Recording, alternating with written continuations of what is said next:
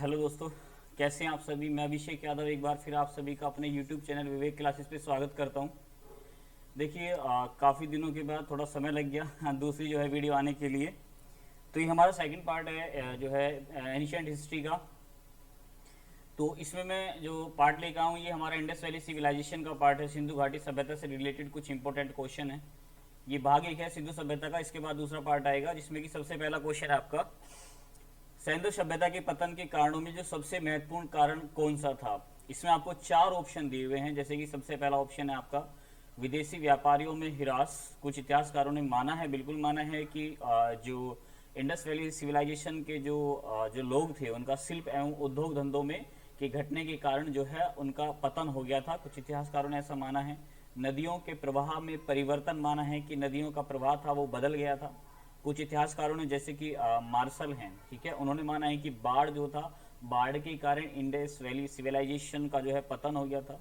कुछ इतिहासकार ऐसे मानते हैं कि आर्यों के आक्रमण के बाद जो है यह इंडस वैली सिविलाइजेशन धीरे धीरे धीरे धीरे पतन की तरफ चला गया था। लेकिन इसमें क्वेश्चन जो है ये पूछा हुआ है कि इंडस सभ्यता के पतन के कारणों में सबसे महत्वपूर्ण कारण जो है वो माना है, वो किसका माना गया है। जैसे कि जिसमें आपका सही ऑप्शन है वो क्या है, इसमें सी है। ये क्वेश्चन जो है पूछा गया है एग्जाम के अंदर और आयोग ने इसका जो आंसर माना है वो किसको माना है, बाढ़ को माना है। क्योंकि आपने एक इतिहासकार का नाम सुना होगा जिनका नाम क्या है, जो है मार्शल, चार्ल्स मार्शल जो है। और एक ये और इतिहासकार हैं जिनका नाम है एस आर राव, ठीक है, एस आर राव। इन दोनों ने माना है कि इंडस वैली सिविलाइजेशन के जो पतन का कारण रहा वो बाढ़ रहा। मार्टिन व्हीलर के बारे में बात करें तो मार्टिन व्हीलर और चाइल्ड ने ये माना है कि जो मार्टिन व्हीलर हुए हैं और जो चाइल्ड हुए हैं इन्होंने ये माना है कि इंडस वैली सिविलाइजेशन के जो पतन का कारण है, जो पतन का कारण है वो आर्यंस का जो अटैक हुआ था भारत पे, जो सभ्यता पे, इसके जो है क्योंकि आर्यंस लोगों को जो है लोहे की जानकारी थी, इनको जो है वेपन्स के बारे में जो है जानकारी थी, यही कारण था कि जो है ये सभ्यता धीरे धीरे पतन की तरफ चली गई। नेक्स्ट क्वेश्चन है हमारा, सिंधु सभ्यता की मुद्राओं को जो सर्वाधिक प्रचलित अभिप्राय निम्न में से कौन है। इसकी मुद्राओं से रिलेटेड बात कर रहा है कि मुद्रा में सर्वाधिक प्रचलित अभिप्राय निम्न में से किसका रहा है इंडस वैली सिविलाइजेशन में। तो हाथी, हाथी, गेंडा यानी वृषभ और एक श्रृंगी पशु। तो हम देखेंगे कि जो मुद्राओं का जो सर्वाधिक प्रचलित अभिप्राय था वो किससे था। वो ऑप्शन नंबर इसका क्या होगा, डी होगा, एक सिंह वाला जो पशु था, ठीक है, एक श्रृंग जो आपका पशु रहा है, एक श्रृंग पशु। यदि हम इनकी धार्मिक पवित्रता के आधार पर देखें, इंडस वैली सिविलाइजेशन में यदि हम इसकी धार्मिक जो है पवित्रता के आधार पर देखते हैं तो इंडस वैली सिविलाइजेशन का जो सबसे धार्मिक जो पशु था वो क्या था, एक सिंग वाला गेंडा।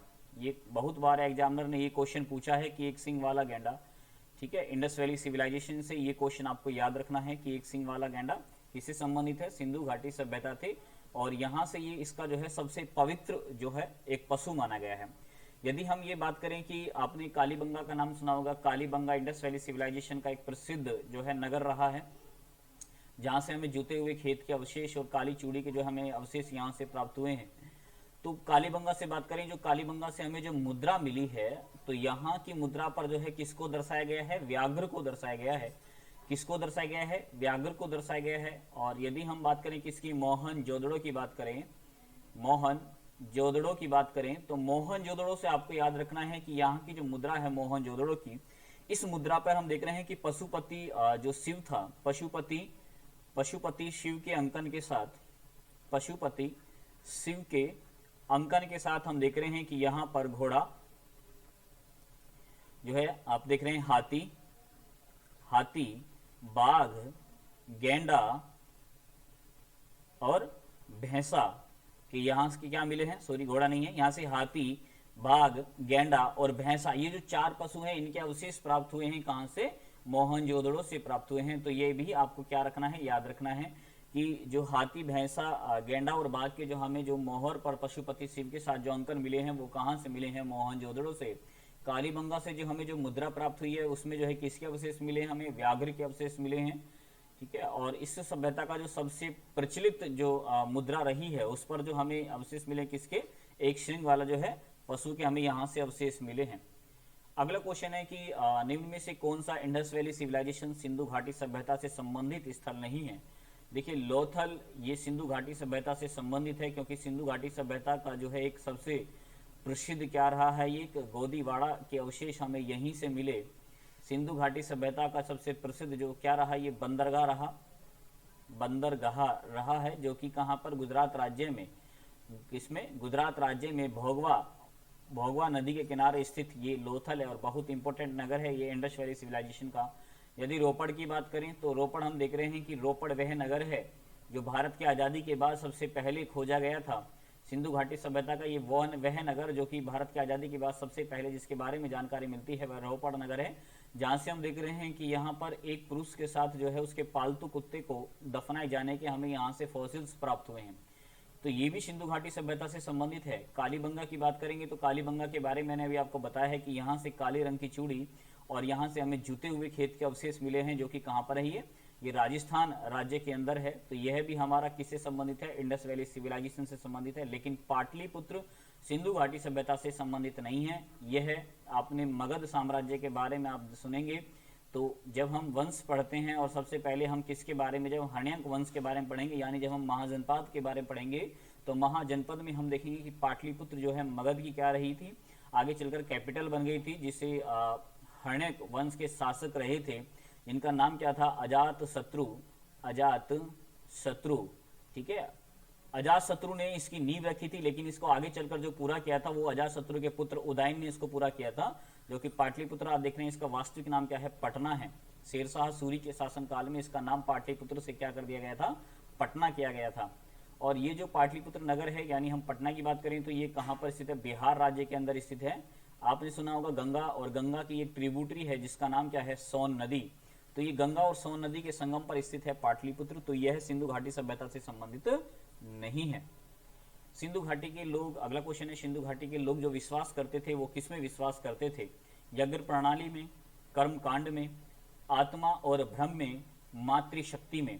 तो ध्यान रखेंगे कि मोहनजोदड़ो से हमें जो है एक जो नृत्य करती एक नारी की जो मूर्ति मिली है, यहाँ से हमें जो नारी की एक मूर्ति जो मिली है, यानी कांसे की नारी की मूर्ति मिली है, यही हमें बताती है कि इंडस वैली सिविलाइजेशन के लोग जो है मातृशक्ति में जो है क्या करते थे, विश्वास करते थे। तो ध्यान रखेंगे कि इंडस वैली सिविलाइजेशन के जो लोग वो विश्वास करते थे वो किस में विश्वास करते थे, मातृशक्ति में विश्वास करते थे। ये क्वेश्चन बहुत बार पूछा जा चुका है कि नारी की जो मूर्ति हमें मिली है वो कहाँ से प्राप्त हुई है, तो वो मोहनजोदड़ो से प्राप्त हुई है।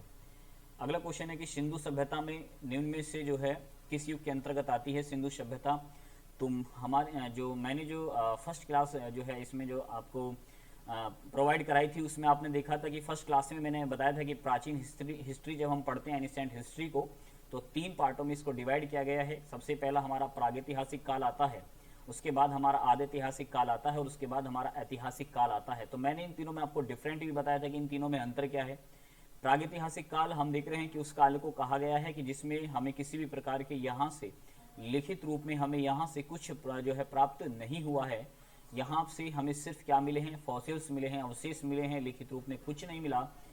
दूसरा, हम आदिऐतिहासिक काल में पढ़ते हैं तो हम देख रहे हैं कि यहाँ से हमें लिपि प्राप्त होती है, लिखित रूप में कुछ मिला है, लेकिन जो लिखित रूप में मिला है इसको हमने पढ़ नहीं पाए हैं। और लिखित रूप में हम देख रहे हैं तो जैसे कि सिंधु घाटी की सभ्यता, इंडस वैली सिविलाइजेशन की जो लिपि है वो चित्रात्मक लिपि है, जिसको आज तक हम इसको पढ़ नहीं पाए हैं। तो ध्यान रखेंगे सिंधु सभ्यता इनमें से किस युग के अंतर्गत आती है, तो यह आदि ऐतिहासिक काल के अंतर्गत आती है। तो इसका जो सही आंसर का होगा वो क्या होगा, ऑप्शन नंबर डी होगा। इसमें जो ऑप्शन नंबर ए है कि आदि ऐतिहासिक काल जो है, ऐतिहासिक काल में हम देख रहे हैं कि यहाँ से हमें लिखित रूप में बहुत कुछ मिला, उसको हमने पढ़ने में भी सफलता प्राप्त कर ली है। जैसे कि हम अशोक के अभिलेख को पढ़ते हैं तो अशोक के जो अभिलेख हैं जिन्हें 1837 में सबसे पहले जेम्स प्रिंसेप के द्वारा पढ़ा गया था, जो कि ईस्ट इंडिया कंपनी के एक कर्मचारी थे। सैंधव सभ्यता के महान स्नानागार हमें कहाँ से प्राप्त हुआ, तो ध्यान रखेंगे सैंधव सभ्यता का जो महान स्नानागार हमें प्राप्त हुआ है वो कहाँ से प्राप्त हुआ है, मोहनजोदड़ो से प्राप्त हुआ है। ठीक है, सैंधव सभ्यता का जो स्नानागार, महान स्नानागार प्राप्त हुआ है वो कहाँ से प्राप्त हुआ है, मोहनजोदड़ो से प्राप्त हुआ है। ये क्वेश्चन बहुत इंपॉर्टेंट है, बहुत बार एग्जामिनर ने एग्जाम में पूछा हुआ है, तो याद रखना है आपको। लोथल की बात करें तो लोथल से हमें जैसे चावल के अवशेष लोथल से हमें प्राप्त हुए हैं। ठीक है, मृद भांड हमें कहाँ से मिले हैं, लोथल से प्राप्त हुए हैं, मृदभांड हमें लोथल से प्राप्त हुए हैं। बनावली से हम देख रहे हैं कि जो मिट्टी का हल का जो खिलौना हमें प्राप्त हुआ, मिट्टी के हल का जो हमें जानकारी प्राप्त होती है वो बनावली से प्राप्त होती है। हड़प्पा की बात करेंगे तो हम देख रहे हैं कि हड़प्पा से हमें एक सोने का कंगन हमें यहाँ से प्राप्त होता है। कब्र के बारे में जानकारी हमें कहाँ से मिलती है, हड़प्पा के बारे में जानकारी मिलती है। और इंडस वैली सिविलाइजेशन का जो खोजा गया सबसे पहला नगर था वो कौन सा था, हड़प्पा ही नगर था, ठीक है। इसी कारण इस जो है सभ्यता को हड़प्पा सभ्यता भी कहा जाता है। अगला क्वेश्चन है कि कांसे की नृत्य की जो मूर्ति प्राप्त हुई है वो हमें कहाँ से प्राप्त हुई है। मैंने आपको बताया था कि जो कांसे की नृत्य की जो मूर्ति हमें मिली है वह कहाँ से मिली है, मोहनजोदड़ो से मिली है, ठीक है। तो कहाँ से मिली है, मोहनजोदड़ो से। और मोहनजोदड़ो से हमें और बहुत सारे अवशेष हमें जैसे प्राप्त हुए हैं, जैसे यहाँ से हमें जो कुआं है, कुएं से हमें एक जो है नर जो है क्या मिला है, कुएं से हमें एक नर कंकाल जो है यहाँ से प्राप्त हुआ है। तो ये भी आपको याद रखना है, पूछा जाता है कि इंडस वैली सिविलाइजेशन में किस स्थान से कुएं से एक नर कंकाल हमें मिला है। हम देख रहे हैं कि मोहनजोदड़ो से हमें एक महाविद्यालय भवन के बारे में जानकारी भी यहाँ से हमें मिलती है। तो इंडस वैली सिविलाइजेशन में महाविद्यालय भवन के बारे में भी हमें जानकारी मिली मोहनजोदड़ो से ही। और हम देख रहे हैं कि यहाँ से यहीं से हमें मोहनजोदड़ो से हाथी का एक कपाल खंड भी प्राप्त होता है। हाथी का कपाल जो है खंड भी हमें यहाँ से प्राप्त हुआ। तो ये भी आपको याद रखना है, ये सभी टॉपिक्स हमारे क्या हैं, बहुत इंपॉर्टेंट हैं आपके एग्जाम के लिए। तो कांसे की जो नृत्य की मूर्ति मिली है वो कहाँ से मिली है, मोहनजोदड़ो से प्राप्त हुई है। अगला क्वेश्चन है कि युगम समाधान के जो साक्ष्य हमें प्राप्त हुए हैं वो कहाँ से हुए हैं। ऑप्शन है रंगपुर, लोथल, कालीबंगन, रोपड़। मैंने आपको बताया था कि जो युगम समाधान हमें प्राप्त हुआ है वो कहाँ से हुआ है, लोथल से प्राप्त हुआ है। जहाँ पर हम देख रहे हैं कि यहाँ से हमें 3 प्रकार के जो है युग्म समाधान प्राप्त हुए हैं, जहाँ से 2 युग्म समाधान हमें ऐसे मिले हैं जिसमें जो है एक साथ जो है स्त्रियों को दफनाए जाने के हमें साक्ष्य प्राप्त हुए हैं। तो यहाँ पर हम देख रहे हैं कि युग्म समाधान यानी एक पुरुष के साथ और एक स्त्री को साथ साथ दफनाए जाने के हमें साक्ष्य कहाँ से प्राप्त हुए, लोथल से प्राप्त हुए। कालीबंगा से मैंने अभी आपको बताया था कि कालीबंगा से हमें काली चूड़ी और यहाँ से जुते हुए खेत के अवशेष जो है यहाँ से प्राप्त हुए हैं कालीबंगा से। अग्निकुंड भी हमें कालीबंगा से प्राप्त हुए हैं। और लोथल से आपको याद रखना है कि लोथल को मिनी मोहनजोदड़ो भी कहा जाता है, ठीक है, इसे जो है मिनी मोहनजोदड़ो भी कहा जाता है। रोपड़ की यदि हम बात करते हैं तो भारत की आज़ादी के बाद खोजा जाने वाला सबसे पहला नगर है रोपड़ इंडस वैली सिविलाइजेशन में, जहाँ से हमें मनुष्य के साथ उसको जो है उसके पालतू कुत्ते को भी दफनाए जाने के हमें यहाँ से क्या मिले हैं, साक्ष्य प्राप्त हुए हैं। दूसरा, यदि मैं लोथल की बात करूं तो आप देखेंगे कि उस समय जो है इंडस वैली सिविलाइजेशन का जो एक मुख्य केंद्र था व्यापार का पश्चिम एशिया के साथ। तो आपको याद रखना है, क्वेश्चन घुमा सकता है, बहुत बार पूछा भी गया है कि इंडस वैली सिविलाइजेशन का जो व्यापार का जो सबसे मुख्य केंद्र था वो पश्चिम एशिया के साथ वो कौन सा रहा है, लोथल रहा है, ठीक है। यानी हम ये कहेंगे कि भारत का ही यह सबसे पुराना क्या रहा, बंदरगाह रहा, ठीक है। कौन से राज्य में स्थित है, गुजरात राज्य में स्थित है, ठीक है। हम देख रहे हैं कि यहाँ से हमें धान और बाजरे के भी अवशेष प्राप्त हुए हैं, कहाँ से, लोथल से। ये भी आपको याद रखना है कि लोथल से हमें धान और जो है बाजरे के अवशेष हमें यहाँ से प्राप्त हुए हैं।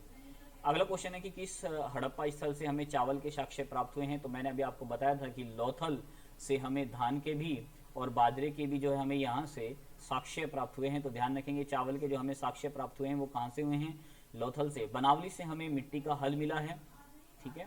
मिट्टी का जो हल के बारे में हमें जानकारी मिलती है वो कहाँ से मिलती है, वो बनावली से मिलती है।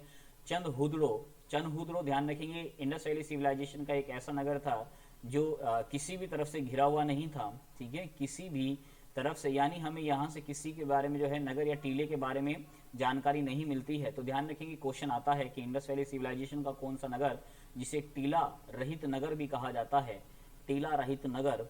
तो ध्यान रखेंगे टीला रहित नगर जो था जहां से किसी प्रकार के टीले के बारे में जानकारी नहीं मिली है, चंदहुदड़ो है।